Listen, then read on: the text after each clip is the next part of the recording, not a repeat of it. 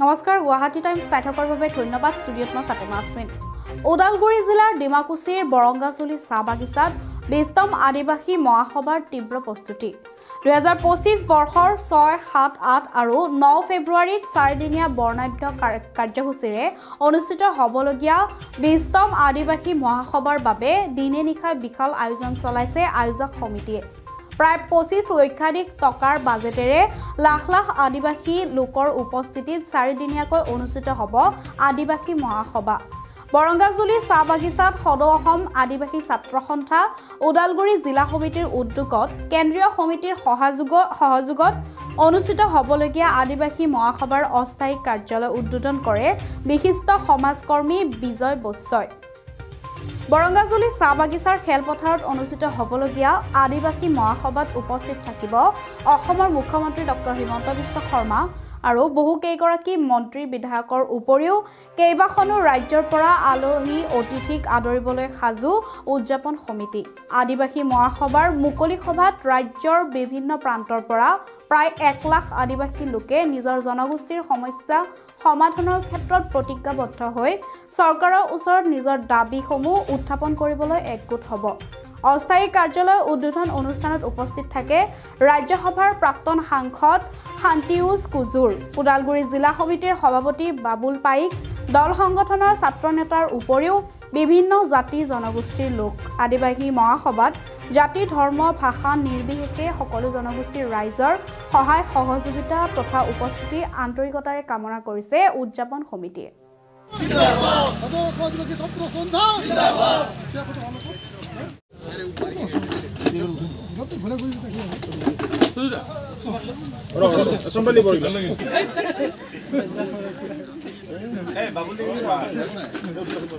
बाबू चार टका बिछा दे तो चार टका बिछा दे बहुत लगा चुके हैं खाली सार दिखे बारे जहर অহা ফেব্ৰুৱাৰী মাহৰ ৬, ৭, ৮ আৰু ৯ চাৰিদিনীয়া কাৰ্যসূচীৰে সদৌ অসম আদিবাসী ছাত্ৰ সন্থাৰ ২০তম আদিবাসী মহাসভা ওদালগুৰি জিলাৰ বৰংগাজুলি চাহ বাগিচাত অনুষ্ঠিত হ'বলৈ গৈ আছে তাৰে আজি প্ৰথম কাৰ্যসূচী হিচাপে আমাৰ যি অভ্যৰ্থনা সমিতিৰ যি কাৰ্যালয় উদ্বোধন কৰা হ'ল আৰু ইতিমধ্যে আমাৰ এই কাৰ্যসূচীৰ লগত সংগতি ৰাখি আজিৰ পৰাই আমাৰ কাম কাজবিলাক আৰম্ভ হ'ব আৰু এই চাৰিদিনীয়া কাৰ্যসূচীত গোটেই অসমৰ পৰা লগতে ভাৰতবৰ্ষৰ বিভিন্ন ৰাজ্যৰ পৰা আদিবাসী বুদ্ধিজীৱীসকল আহিব বিভিন্ন কাৰ্যসূচীৰ ওপৰত ইয়াতে পৰ্যালোচনা হ'ব আৰু আমি ভাবোঁ এই কাৰ্যসূচীত আৰু মুকলি সভাত বিশেষভাৱে আমাৰ ১ লাখতকৈ অধিক মানুহ ইয়াতে সমাগম হ'ব আৰু চাৰিদিনীয়া কাৰ্যসূচীত আমাৰ ১,০০০-১৫০০ মান আমাৰ প্ৰতিনিধি আহিব গতিকে সেইসকলকো আমি বিভিন্ন কাৰ্যসূচীত ভাগ ল'ব সেইসকলৰ থকা বোৱা খোৱা যাতে কোনো অসুবিধা নহয় তাৰ বাবে আমাৰ অভ্যৰ্থনা কমিটিয়ে গোটেইখিনি ব্যৱস্থা গ্ৰহণ কৰিছে আমি আশা ৰাখিছোঁ আগৰবিলাকতকৈ এইবাৰৰ আদিবাসী মহাসভা যাতে আৰু অধিক ধুনীয়া হয় প্ৰতিটো কাৰ্যসূচী যাতে সফল ৰূপায়ণ হয় তাৰ বাবে আমি ব্যৱস্থা গ্ৰহণ কৰিছোঁ এতিয়ালৈকে আমাৰ কাৰ্যসূচীখন সম্পূৰ্ণ হোৱা নাই যদিও আমি অসমৰ মুখ্যমন্ত্ৰীৰ পৰা আৰম্ভ কৰি বা ভাৰতবৰ্ষৰ আমাৰ জনজাতি পৰিক্ৰমা বিভাগৰ মন্ত্ৰী জুৱেল ওৰাঙৰ পৰা আৰম্ভ কৰি সকলোকে আমি নিমন্ত্ৰণ জনোৱা হ'ব এতিয়ালৈকে কনফাৰ্ম হোৱা নাই যদিও আমি প্ৰায় সকলো পৰ্যায়লৈকে নেতাসকলক আমি ইয়াতে নিমন্ত্ৰণ জনাম আৰু আমাৰ যি সমস্যাবিলাক আছে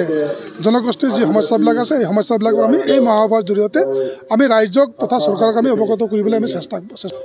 আমাৰ নাই হ'লেও ২০-২৫ লাখ টকাৰ বাজেট হ'ব কাৰণ ইয়াতে ১ লাখ মানুহ যিহেতু সমাগম হ'ব ১৫০০-২০০০ ইয়াতে প্ৰতিনিধি থাকিব চাৰিদিনীয়া প্ৰতিনিধি থাকিব খোৱা বোৱাৰ পৰা আৰম্ভ কৰি থকা বোৱাৰ পৰা আৰম্ভ কৰি গোটেইখিনি আমি স্বচ্ছতা কৰিব লাগিব গতিকে ২৫ লাখ মান টকাৰ এটা থুলমূল বাজেট এটা হ'ব বুলি আমি অনুমান কৰিব পাৰিছোঁ ৬, ৭, ৮, ৯ তাৰিখে বৰঙাজুলি চাহ বাগিচাৰ খেলপথাৰ প্ৰাংগণত চাৰিদিনীয়া বৰ্ণাঢ্য কাৰ্যসূচীৰে ২০ সংখ্যক আদিবাসী মহাসভা আয়োজন কৰা হৈছে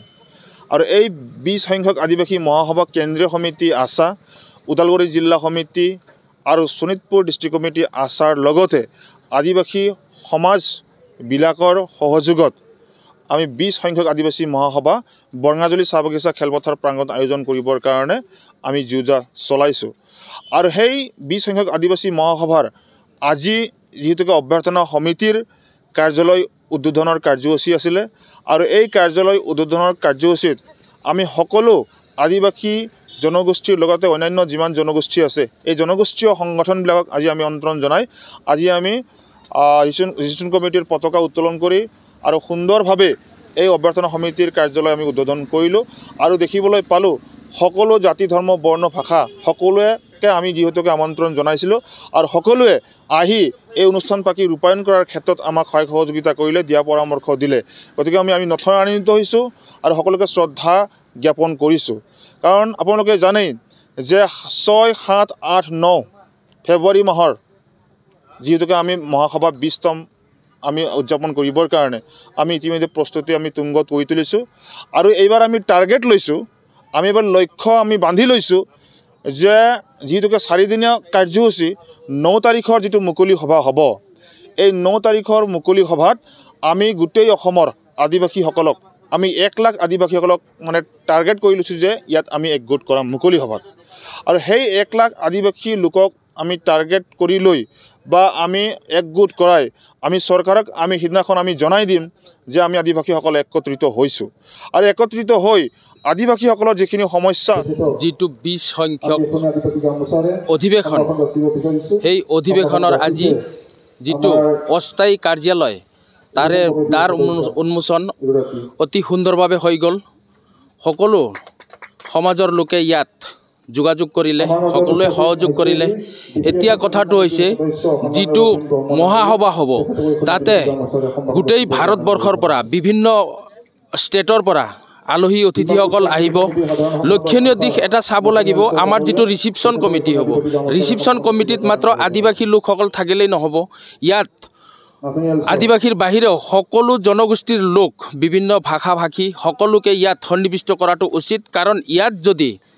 ৰিচিভ কৰোঁতে আমাৰ আলহী অতিথিসকলৰ কিবা এটা বদনাম হয় এই বদনামটো বহু দূৰলৈ যাব